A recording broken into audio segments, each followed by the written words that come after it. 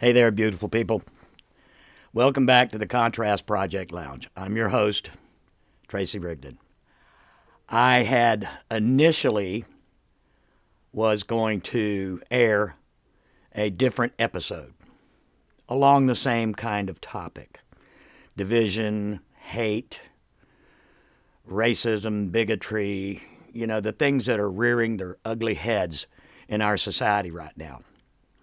And I had already recorded an episode, remastered it a couple times, and then right on the heels of preparing to upload it, more hatred, more violence has occurred in our country. And unless you've been living under a rock, you all know about the mass shooting in Colorado Springs at Club Q. As I've said before on several episodes, I've talked about the mass shootings and how ridiculous they are. This mass shooting was, of course, targeted to gay people. There was immense hatred in this young man's heart. And, of course, some amount of derangement, of course. You have to be. To walk into a nightclub and just start randomly firing at people because your assumption is that they are all gay. Similar to the deranged individual that rained lead on the people of the Pulse nightclub in Orlando in the past. And where does it stop? And who is to blame? Is there any one person to blame? Well, ultimately, of course, it is the young man that pulled the trigger. But there were so many forces at play beforehand. The man had been arrested before for a bomb threat and is related to an assemblyman in California. And his records had been sealed from that episode. He's 22 years old, and my God, how much hate can you build up in 22 years of life? I mean, that much hate. Well, then you look at, poster boy, Kyle Rittenhouse, of course, young guy, and you think that people have said that, this is not politically driven. Well, of course it is. The atmosphere that has been pushed and pushed and pushed on and I'm going to say it, the MAGA followers. And these people most certainly had a background with the MAGA bunch. Of course they did. They had materials. They were following. Similar to the events that occurred here a while back with Paul Pelosi being attacked. I heard so many people say, well, he's an immigrant. Well, he's a Canadian, yeah, and had illegal yellow card. But the fact remains is that he was a QAnon conspiracy theorist, a MAGA supporter. And yes, he followed that and posted that stuff on his social media page. So yes, his hatred and his animosity was fueled by that. He had attempted, there was an attempt to kidnap the Speaker of the House, and then he, broke into the house. She wasn't there, and he beat the crap out of Paul. That was senseless, and, lock him up, baby. This guy, this young fella, this 22-year-old young man, and you can look his name up. I don't care to even tell you what his name is. He went into this nightclub, and unfortunately, 5 people died and many others were wounded. I recently saw one of the individuals that was wounded. He was shot 7 times and survived. Bless him. But it could have been worse had it not been for a couple of people that stepped in. And we all know Mr. Fierro, the Army veteran who stepped in, pulled the gun away, and pummeled the guy to the ground. And then he was stomped on by one of the dancers in drag. Kudos to both of them. They saved a lot of lives. Absolutely. And there's a lot of people right now celebrating Mr. Fierro as the hero that didn't wear a cape that night. But he said in interviews with the news that he just went into that mode where he had to protect his family. And on that night, in that given moment, his family was everyone in that room. Yes, the man is a hero. And so is that dancer, that drag performer. She was a hero too. I haven't heard much about her in the news, but should definitely be mentioned. Now, there's no place for that kind of thing, and are we going to be able to stop it? We can certainly try. We can certainly try. But unfortunately, as long as the division in this country continues the way it does, and Bobbert even made some nasty remarks after the fact. So the GOP is going on this blaming the Biden administration for all this, for trying to build a country of inclusion. God forbid we include everybody that's a human being. But, that's just ridiculous. There's no logic to that. None at all. None whatsoever. And I if I had any power, I would denounce it. And I don't. I'm just a guy talking into a microphone.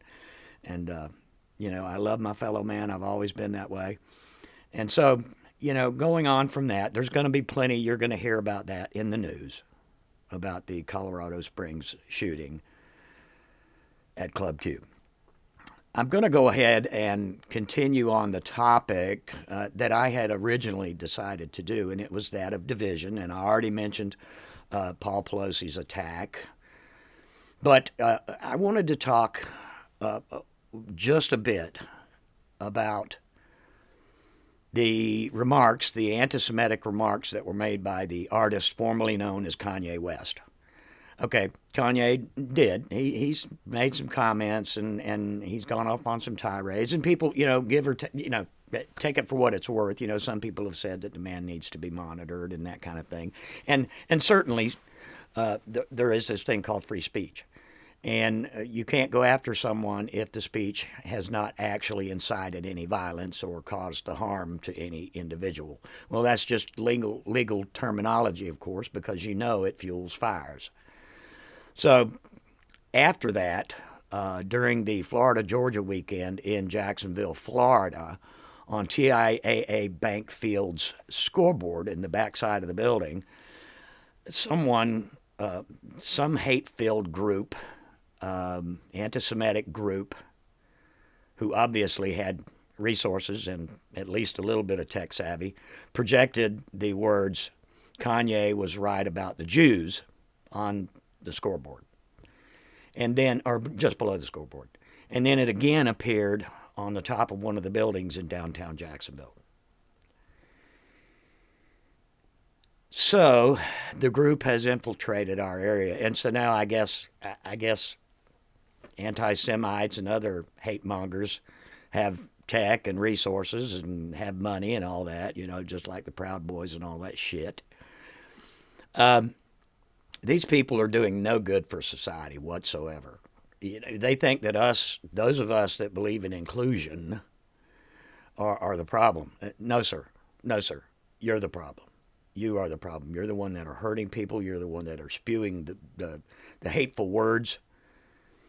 And the very next day after this occurred, one of the mayoral candidates in Jacksonville, Florida, Donna Deegan, appeared in a press conference with Florida's agricultural commissioner, Nikki Fried, to denounce all forms of hate. People of color, anti-Semitism, bigotry, xenophobia, all of that. It was a blanketed, denouncement of hate groups. And kudos to both of them for doing so. In fact, they were probably in the media quicker than anyone else in government. I didn't even see the mayor say anything until, much later. And Governor Ron DeSantis didn't even speak to the camera. He spoke through his press person with a copy and paste cookie cutter letter denouncing it. Of course, the denouncement was in there, but it was just so white bread. I mean, just ridiculous. I for the life of me, I just don't know where this hate comes from. These people, well, I do. The previous administration fueled up a whole new breed of hateful people who are not afraid to stand up and show their hate. Going forward on that subject, I'll tell you another incident that happened to me twice within less than a week at a retail establishment.